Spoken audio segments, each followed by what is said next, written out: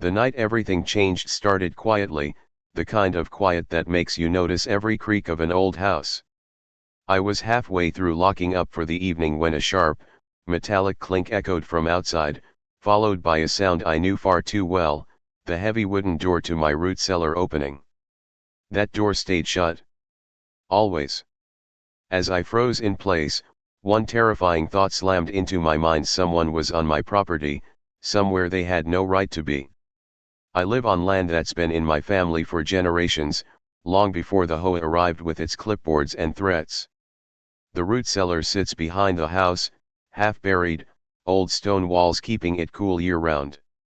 It's not visible from the road, not something a passerby would stumble upon by accident.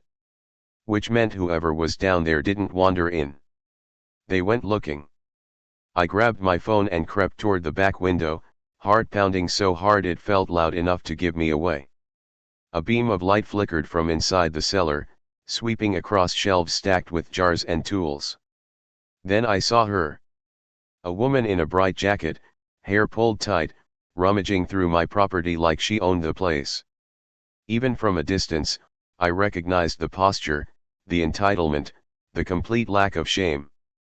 HOA Karen.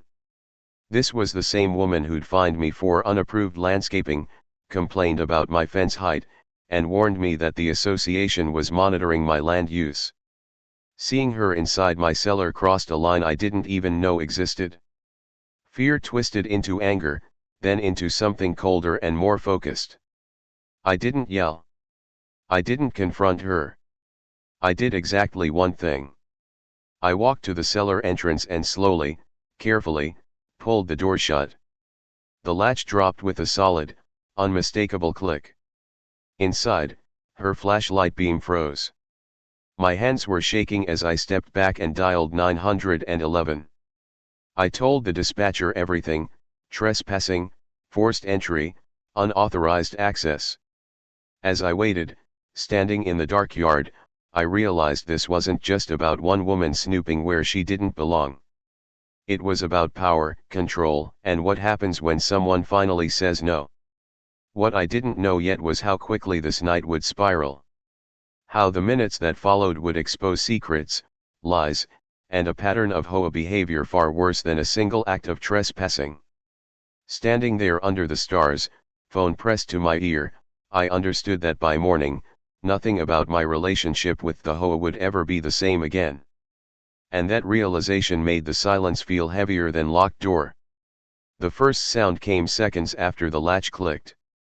A sharp knock echoed from inside the root cellar, followed by a woman's muffled voice rising in panic.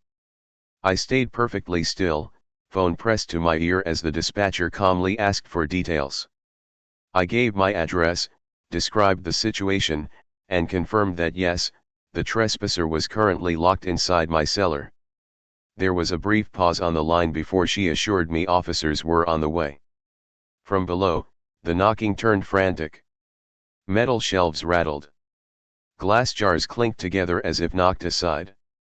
Then came shouting, angry, demanding, full of the same authority I'd heard so many times before. She yelled that this was HOA business, that she had the right to inspect, that I was violating association rules by detaining her. The irony almost made me laugh, but my hands were still shaking too badly. I stood a few steps away from the door, far enough to stay safe but close enough to hear every word. My mind replayed past encounters with her, the surprise inspections, the threats of fines, the way she'd walked my land as if it belonged to her. Suddenly, all of it clicked into place. This wasn't curiosity. This was a pattern. She claimed she'd been responding to a complaint about illegal food storage. That excuse barely made sense, but she repeated it over and over, as if saying it enough times would make it true. When I didn't respond, her tone shifted. The anger drained away, replaced by something brittle and nervous. She demanded I let her out immediately, warning me that I was making a serious mistake. I told her the police were on their way. That only made things worse. She accused me of harassment, false imprisonment, and interfering with HOA duties. From the outside, it sounded absurd. From inside that dark cellar, though, I could hear the fear creeping into her voice. Minutes dragged by. Every second felt longer than the last. I kept my eyes on the door, half expecting it to burst open, even though I knew it couldn't without help from the outside. I thought about how easily the situation could have gone differently. If I'd confronted her directly. If I'd yelled instead of acting. If I hadn't been home at all. Red and blue lights finally flickered across the yard, washing the trees in color. Relief hit me so hard my knees nearly buckled. 2 patrol cars pulled up, gravel crunching under their tires.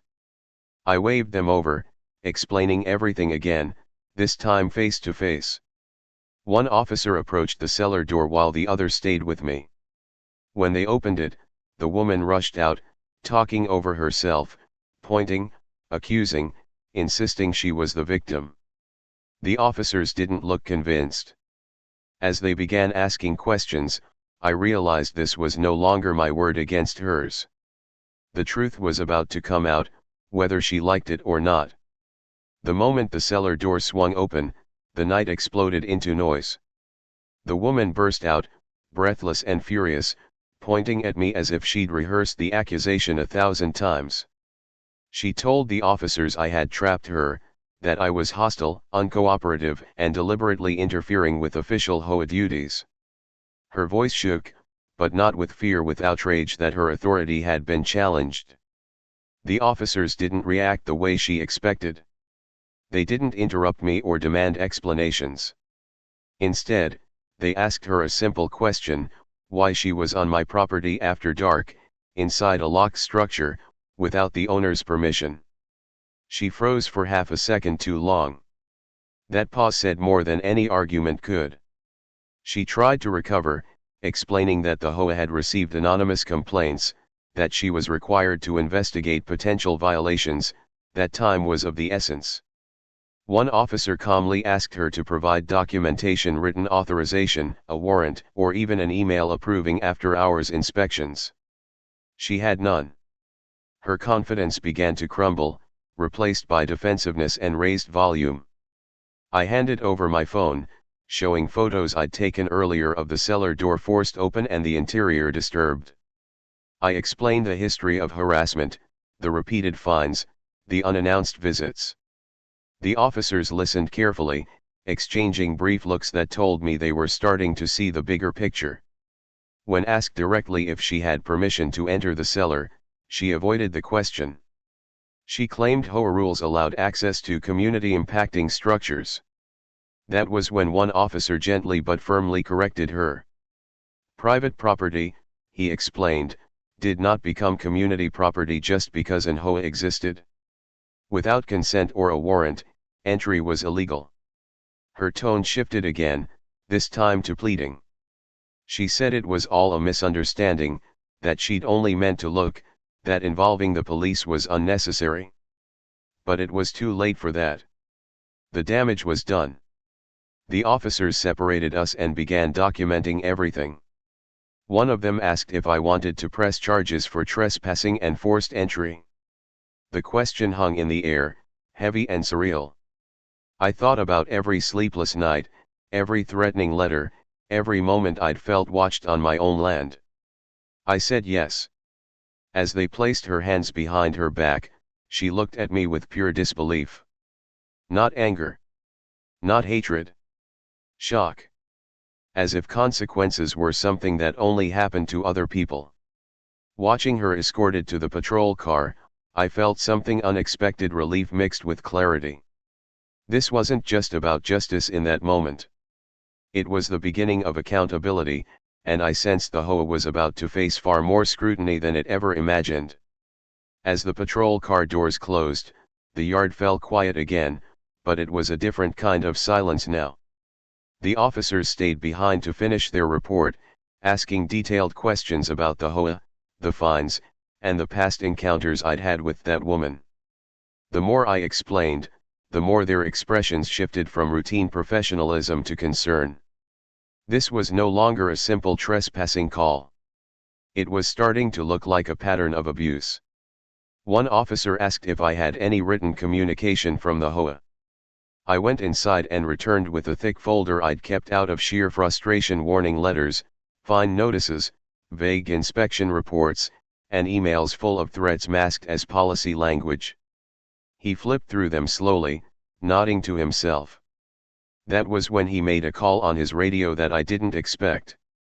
Within 20 minutes, a supervisor arrived. Then another patrol unit. The scene that had begun with a single trespasser was growing, and I could feel something bigger unfolding.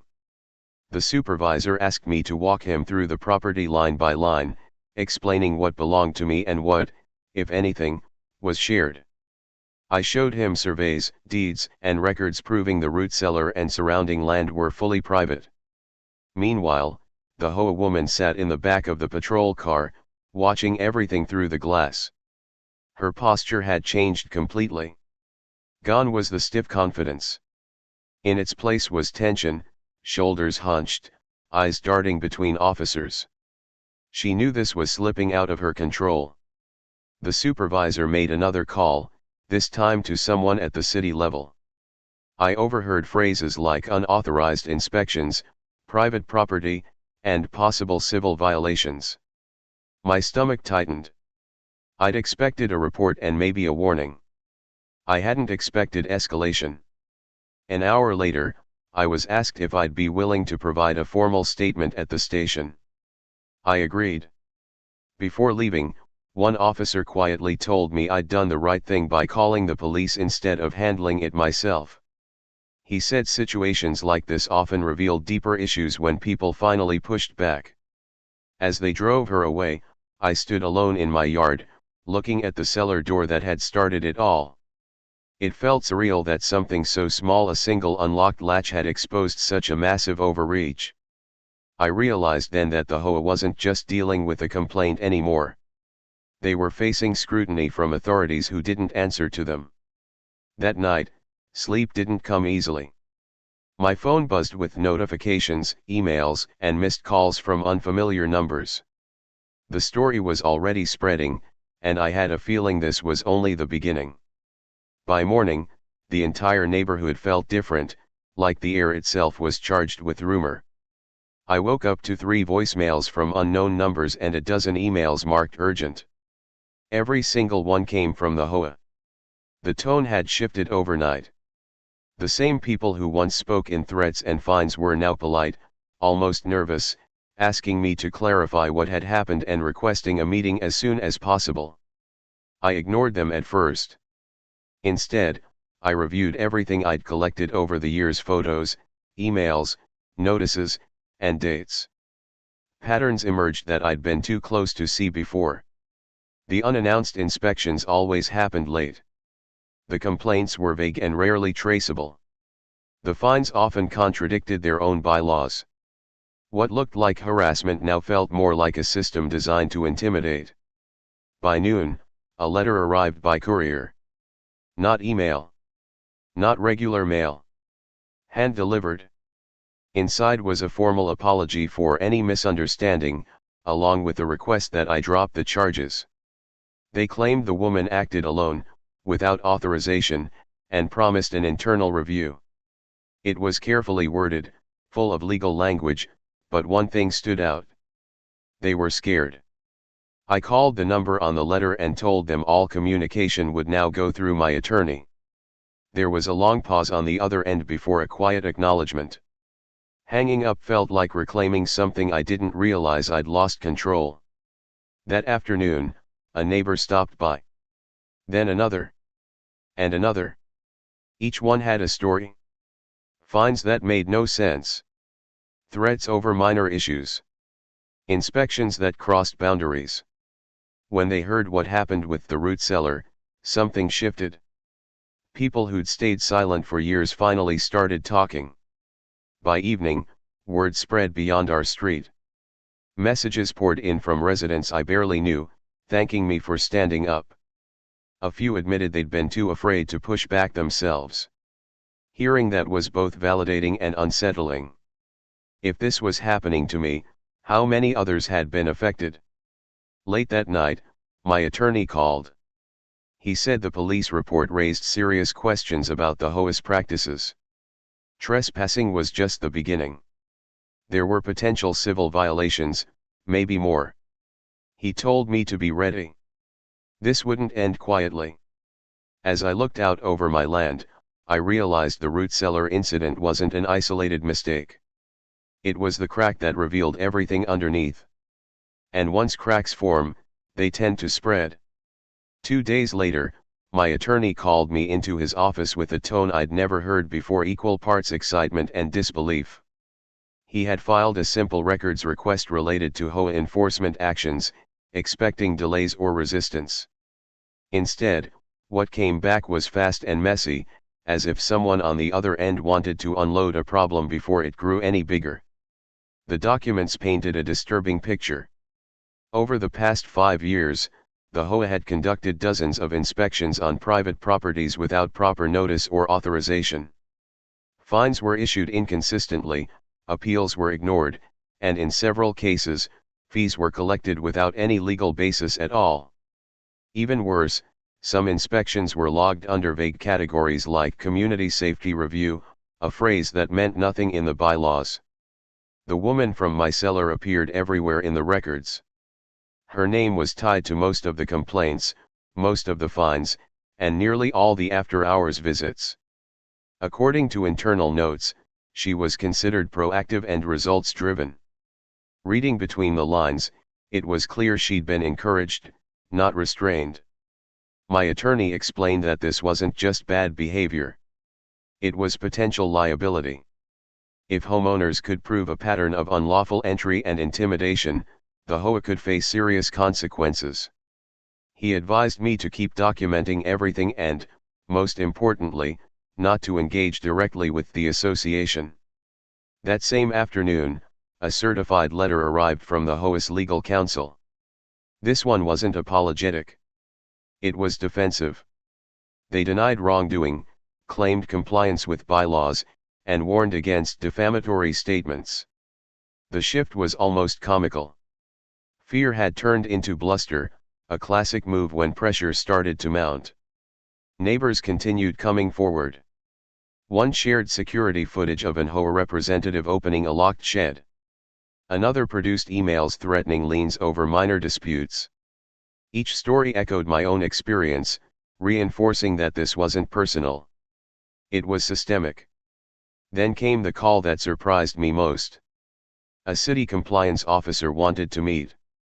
He said the police report had triggered a review, and they needed first-hand accounts. Sitting across from him, I realized how far this had gone. What began as a locked cellar door was now a formal inquiry. That night, as I organized files and timelines, I felt a strange mix of exhaustion and resolve. The HOA had relied on silence and fear for years. Now, that silence was breaking. And once enough people start speaking, there's no way to put things back the way they were. The first official notice arrived on a Friday afternoon, stamped and unmistakable. The city had opened a formal investigation into the HOA's enforcement practices. By Monday, everyone knew. HOA board members who once walked the neighborhood with confidence now avoided eye contact. Meetings were suddenly postponed. Emails went unanswered. The organization that once acted untouchable was scrambling behind closed doors. I was asked to provide a sworn statement. So were 6 other homeowners. Then 10. Then more. What shocked investigators most wasn't just the trespassing, but the coordination. Fines issued without votes. Inspections conducted without records. Money collected without clear allocation. The HOA's authority, it turned out, rested more on fear than legality. The woman from the root cellar was placed on administrative leave. The board insisted she'd acted independently, but the documents said otherwise. Emails praised her initiative. Notes encouraged firm action to ensure compliance. She wasn't a rogue actor. She was a symptom. As pressure mounted, the HOA hired an external law firm. That move backfired almost immediately. The firm demanded internal transparency, and what they found forced their hand. Within days, the HOA announced an emergency meeting. Attendance tripled. People who'd never spoken before took the microphone, sharing stories that echoed through the room like confessions. I sat in the back, listening. For years, I'd thought I was alone. I wasn't. The fear I'd felt on my own land had been quietly shared by dozens of others. And now it was out in the open. The board president resigned before the meeting ended. 2 others followed within the week. Fines were suspended. Inspections halted. The HOA issued a public statement promising reform, but it sounded hollow. Trust, once broken, doesn't come back with a press release. One evening, I walked past the root cellar, running my hand along the old stone. What had once felt like a vulnerability now felt like a turning point. That door had closed on more than one person. It had shut down a culture of intimidation. My attorney called to say settlement talks were being discussed. Not just with me, but with multiple homeowners. The HOA wanted this to end quietly. But quiet was no longer an option. As I looked out across my property, I realized something profound. Power only works when people believe in it. The moment that belief cracks, everything changes. And the HOA had just lost its grip. The HOA's proposal arrived quietly, without announcements or meetings, tucked inside a thick envelope delivered by courier. Inside was a settlement offer that felt unreal at first glance. They wanted to resolve all pending complaints, reimburse improperly collected fines, and formally acknowledge unauthorized inspections. For me personally, they offered compensation, written assurances of non-interference, and a permanent restriction barring any HOA representative from entering my property without explicit consent. It was more than I'd imagined when I locked that cellar door. And yet, it came with conditions. Confidentiality. No public statements. No encouragement of further claims. In other words, they wanted the story buried. I took the envelope to my attorney, who read it carefully, line by line. He explained what it really was: damage control. The HOA wasn't trying to make things right out of principle. They were trying to stop the bleeding before the investigation expanded. Other homeowners, he told me, were receiving similar offers, each tailored just enough to keep people quiet. That afternoon, neighbors gathered in my driveway, drawn together by shared experience and a growing sense of solidarity. We compared notes, letters, and terms. Some were tempted to sign immediately. Others were angry. A few were scared. I understood all of it. Standing up had come with a cost, and not everyone could afford to keep pushing. As the sun dipped low, we talked about what silence would mean. About how easy it would be for the same behavior to return under a different name, a different board. About how rare it was for an organization like this to be exposed so clearly. By the time the last neighbor left, I knew what I had to do. I declined the offer. My attorney informed them we'd continue cooperating with investigators and supporting other homeowners. The response was immediate. Emails grew tense. Deadlines were mentioned. Pressure returned, but weaker now, stripped of its certainty. Days later, the city announced preliminary findings. Unauthorized entries were confirmed. Enforcement procedures were suspended indefinitely. An external administrator was appointed to oversee HOA operations until further notice. The association that once controlled everything had lost control of itself. That night, I stood by the root cellar again, listening to the quiet. I thought about how close I'd come to letting fear decide for me. About how a single decision, made in a moment of resolve, had shifted the balance. The story wasn't over yet. But the ending was finally in sight. The final report was released on a clear morning, weeks after the night everything began. I read it slowly, absorbing each line as if it might disappear if I rushed. The city confirmed systemic misconduct within the HOA: unauthorized inspections, improper fines, and repeated violations of private property rights. The board was officially dissolved. Oversight was transferred to an independent administrator, and new rules were put in place to prevent anything like this from happening again. The woman from the root cellar was charged with trespassing. The case didn't make headlines, but it didn't need to. For those of us who'd lived under her scrutiny, accountability was enough. She no longer walked the neighborhood. Her name faded from conversations, replaced by something far more important: relief. Life didn't change overnight, but it changed steadily. The warning letters stopped. The fines were refunded. Neighbors waved instead of whispering.